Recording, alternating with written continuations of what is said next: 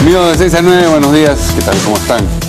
Esta mañana hemos invitado para la entrevista política al ex ministro del Interior, 2 veces, pero de un tiempo a esta parte ya convertido también en analista, publica todas las semanas una columna en El Comercio, Fernando Rospigliosi. ¿Qué tal, Fernando? ¿Cómo estás? Buenos días, Mario.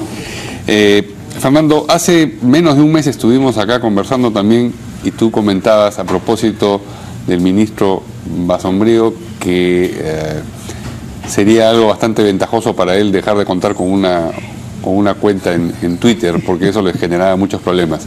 Finalmente le generó uno que lo va a arrastrar aparentemente a la interpelación, ¿no es cierto? Porque, digamos, falta solamente el hecho de que se vote, pero ya se sabe que el fujimorismo va a apoyar la interpelación. Si tú tuvieras que hacer un pronóstico del tiempo, así como hace Abraham Levy, ¿cómo ves la posibilidad de esa interpelación, la atmósfera que rodea esa interpelación y la posibilidad de que se traduzca luego en una censura?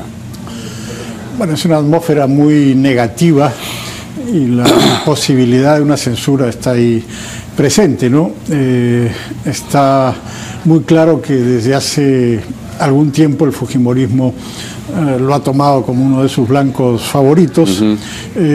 Este asunto que motiva la interpelación, la marcha del Movadef, en mi opinión es un pretexto, pero es el pretexto que estaba en ese momento. Ahora hay muchas más cosas que se están planteando como críticas, y el hecho de que el ministro Martín Vizcarra no haya sido censurado, sino haya sido forzado a renunciar por la Contraloría, digamos, eso es lo que se ha sentido formalmente a renunciar por la Contraloría, ¿no? Sí, pero no tenía que renunciar. Las posibilidades que puedan censurar a Basombrío aumentan. Es decir, lo que estás diciendo es, si hubiesen tenido los de la mayoría fujimorista y eventualmente Acción Popular y otras bancadas, que ser ellos los ejecutores del ministro, es decir, censurarlo, las posibilidades de Basombrío habrían mejorado. Claro, claro. Porque mucha sangre en las manos, digamos. Así es, muy difícil en el curso de pocas semanas censurar a 2 ministros, pero finalmente a Vizcarra no lo censuraron, se fue. Y pero entonces, además parece que se han quedado insatisfechos, por eso, pero que renuncie también a la vicepresidencia. Quieren quien pide, digamos, poco es un loco en estas circunstancias. Quieren la yapa. Quieren todo, obviamente. Sí. Pero de hecho, este ha sido el golpe más demoledor que ha sufrido el gobierno en lo que lleva en estos 10 meses, ¿no? Martín Vizcarra... Infligido por propia mano, en parte. Sí, claro. Martín Vizcarra era uno de los más estrechos colaboradores de PPK desde la campaña. Es vicepresidente, primer vicepresidente, era un ministro muy activo, PPK confiaba mucho en él, entonces el golpe ha sido fortísimo, ¿no? Creo que las consecuencias de esto van a ser muy grandes en el futuro. Bueno, pero con esa observación hecha, volvamos al escenario de Basombrío. Entonces, ¿tú crees que están menos incómodos ante la posibilidad de censurar a Basombrío de lo que habrían estado si es que tenían que censurar a Vizcarra? Así es, sí, sin duda. Pero ¿tú ves a otras bancadas sumándose a este esfuerzo o ves a todos abriendo espacio, abriendo campo y dejando al fujimorismo solo para que ellos lidien con el peso? Porque tiene un peso político de todas maneras hacer una cosa así de una eventual censura. Sí, yo creo que tiene un costo para ellos, ¿no?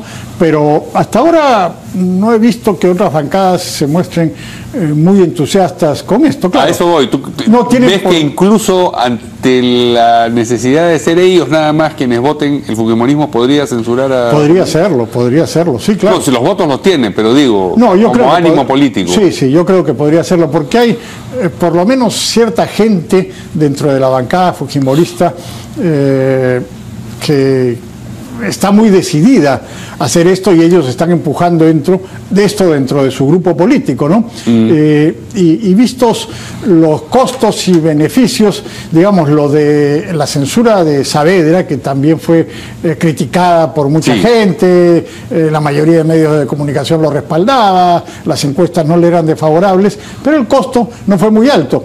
Y ahora toman al gobierno en una situación nuevamente precaria. Porque a raíz de las últimas cosas que han ocurrido, de lo que sucede con Vizcarra, de lo que va a pasar en el Cusco, en fin, es muy probable que la popularidad del presidente y del gobierno empiecen a bajar nuevamente. De hecho, ya la última encuesta de Datum ya mostraba que había caído un par de puntos. Había caído, sí. Sí, claro. O sea, ya la tendencia se estaba revirtiendo otra vez. Entonces, ese es un elemento importante. ¿En qué situación está el gobierno ahora, no? Eso juega para tomar una decisión sobre una posible... ¿Y cuánto contribuye la gestión de Basombrío a hacer esto posible? Comentábamos hace un momento, fuera de cámaras, esta última iniciativa sobre la tenencia ilegal de armas, y tú me decías, pero esto es algo que él expresamente había dicho que no iba a ocurrir, que digamos no le iban a caer a los que habían tenido legalmente las armas y ahora las tenían ilegalmente. Bueno, lamentablemente creo que es un error que han cometido, ¿no? Y en efecto se habían comprometido a no hacer eso, es decir, ni siquiera el gobierno de Humala, que persiguió a los usuarios legales, se atrevió a hacer esto. O sea, lo que han hecho es, dieron un plazo para renovar licencias, todo eso está muy bien, pero luego van a proceder a cancelar las licencias no renovadas. Son aproximadamente 170.000. Sí. Y obligar a los que no han renovado la licencia a internar las armas en la SUCAME, cosa que es absurda porque no entran 170.000 armas, no hay depósito que pueda tener eso, y luego amenazan con hasta 15 denuncias. Años, hasta 15 años de pena he escuchado. Es una barbaridad, pues es una barbaridad tratar a un usuario legal que no ha renovado su licencia y que esté en falta, ciertamente, como a un delincuente que ha robado un arma o que ha comprado un arma robada y que la usa para asaltar o matar. Pero no debería ser así. Y además, ¿una falta de refinamiento en la norma? ¿O? No, esa es una política, creo yo, equivocada, pero además la ley que se aprobó en enero del año 2015 y que entró en vigencia recién en julio del año 2016, con el gobierno de Humala, establecía que debería haber una amnistía, que debería decretarse una amnistía para todas las armas. Sí. O sea, si tú tienes un arma que no está declarada, tú vas, la declaras y la legalizas, digamos, ¿no? No se ha dictado esa amnistía. Y entonces, no se ha dictado la amnistía, pero ya la emprenden con sanciones contra usuarios legales. Creo que es un error. ¿Qué cosa puede estar pasando? Esto no lo dijo por Twitter el ministro, esto lo dijo, como decías tú, por ejemplo, en CAE. ¿Qué ha pasado entre esa comunicación y lo que ahora se produce? Es decir, hay gente a su alrededor que le habla y le hace torcer lo que la voluntad que había expresado. ¿No? Probablemente. Es el triunfo de un sector más duro. No, de un sector que no conoce el asunto y que, en fin, lo que tenemos es que hay más violencia en las calles, los delincuentes cada vez actúan armados y con más violencia, y entonces hay un intento por frenar esto. Hubo una muy buena acción del Ministerio del Interior cuando detuvieron a varios traficantes de armas, con armas robadas de la policía, de las Fuerzas Armadas, y se descubrió que entrenaban sicarios en una base aérea de la Fuerza Aérea. Esas cosas son las que hay que hacer porque ahí es donde está el problema, pero no agarrar las cosas por este lado. ¿No puede ser esto entendido como un gesto para demostrar que sí se está haciendo cosas en el Ministerio del Interior a puertas de esta interpelación? Sí, yo creo que están haciendo muchos gestos en los últimos días y semanas para tratar de demostrar que la interpelación y la eventual censura es injusta. Pero digamos, creo que Pedro Pablo Kuczynski no ayuda mucho, ¿no? El otro día estuvo en una ceremonia con el ministro del Interior entregando patrulleros y dijo que los críticos ladraban. Bueno, pero unos días antes había dicho que lindo el perrito, ¿no? Cuando pasó el... Bueno, digamos, tiene una actitud, hasta en eso cambia de que eso creo que no ayuda mucho al ministro del Interior decirle esa cosa porque los irritan más, sin duda, cosas, ¿no? Como las que decía Ollanta. Humala dijo hablar de Claro. Ladridos y esas cosas la jauría, más. dijo la jauría que le caía encima. Eso irrita más a la oposición, claro, pero Humala no tenía 72 congresistas opositores, entonces no, claro. Eso es complicado, ¿no? No entiendo por qué hace eso el presidente. Bueno, pero ahora aparentemente ya están rascando la olla los interpeladores y no solamente van a referirse al problema de la marcha del Movadef, a si hubo o no hubo apología del terrorismo, o a lo que estamos mencionando ahora de las armas, sino van a recordar, por ejemplo, toda esta historia de los escuadrones de la muerte. Cierto es que el propio ministro nunca habló de escuadrones de la muerte, pero habló de grupos organizados que fueron reduciendo su número. Pareció que había presentado un problema más grande del que en efecto era. Y otro asunto también el de los patrulleros. Él dijo, los patrulleros que se han comprado en Corea es como una... Comprados con los pies.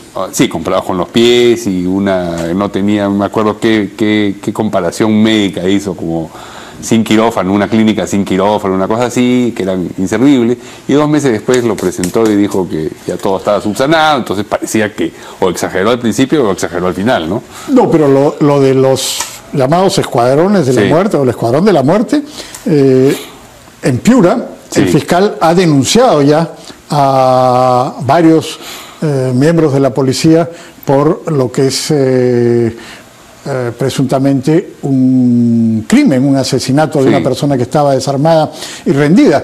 Y por lo que he visto en los medios, la Comisión del Congreso también va a denunciar. Entonces, pero la dimensión del problema, creo que habló primero de 90 y tantos personas involucradas. Pues es que ahí hay un error, porque 90 y tantos era lo que investigaba la inspectoría de la policía. No es que Basombrío o Valdés dijeran eso, ellos simplemente dijeron que la inspectoría de la policía estaba haciendo. En ese punto creo que los críticos no tienen razón y que lo que ha ocurrido en los últimos días, tanto lo de Piura como la Comisión del Congreso, abonan en favor de lo que sostuvieron las autoridades del Ministerio del Interior. Han habido, todo indica que es así, ejecuciones extrajudiciales. En fin, esas cosas ya están judicializadas en este momento. Entonces, por ese lado no creo que puedan tener demasiados argumentos. Por el lado de los patrulleros que mencionaba hace un momento. Bueno, pero ya esas son palabras. El hecho es que... No, de eso es de lo que estamos hablando, de cómo el ministro, a través de lo que va diciendo, se expone a que luego lo confronten con ese tipo de...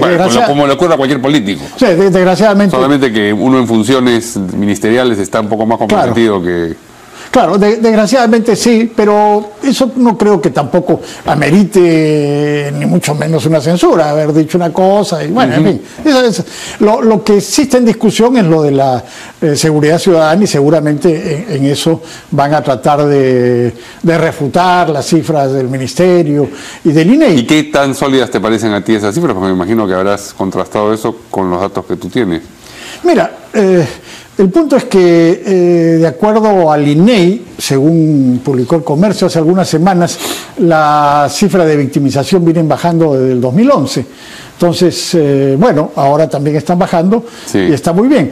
Yo creo que es muy difícil medirlo de esa manera. Lo que hay es un muy buen trabajo del Ministerio del Interior en la lucha contra el crimen organizado. Lo de estas bandas que se han desarticulado es muy importante y han caído en esas bandas muchos policías que estaban implicados con el crimen organizado, que es lo que ha ocurrido en los últimos años. Es una de las novedades terribles que están sucediendo en el Perú. Y estas operaciones, no es cierto lo que dicen algunos críticos que siempre se han hecho, no, esto no. Eso es nuevo. Eso es nuevo, hay avances muy importantes en ese terreno. Lamentablemente en otras cosas como el pequeño delito, que es más difícil de combatir, no se notan tanto los avances. Y siempre se pueden, digamos, levantar casos muy emblemáticos, muy dramáticos. Así es. Que dan la imagen de que todo está por ejemplo, hundido en el mismo marasmo que en los últimos días a varias personas, muchachos sobre todo, le roban los celulares,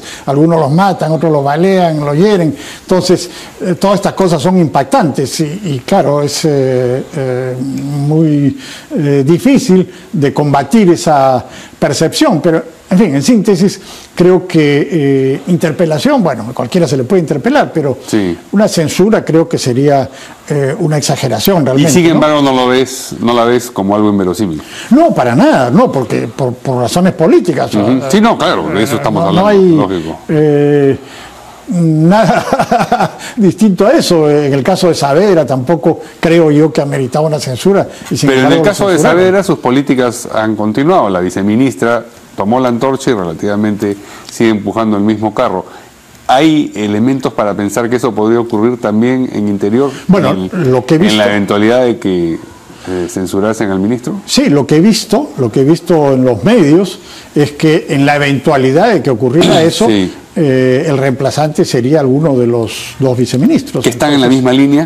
Sí, claro, están en la misma línea. Entonces, si eso fuera así, habría continuidad, porque uno de los grandes problemas de Interior es la falta de continuidad y el hecho de que cuando se cambia de ministro se cambia de política. Eso es un problema serio, ¿no? ¿Los viceministros tienen peso específico como para asumir? Porque, digamos, este es una papa caliente. En cualquier caso, bueno, tú mejor que nadie lo sabe, que has estado 2 veces ahí.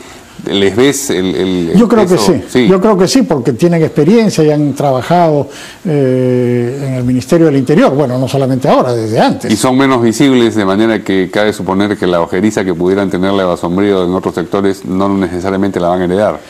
Claro, porque como ha pasado en la educación. Menos políticos, digamos, sí, no han estado involucrados en el debate político en los últimos años, entonces no hay temas que puedan resultarle peliagudos, ¿no?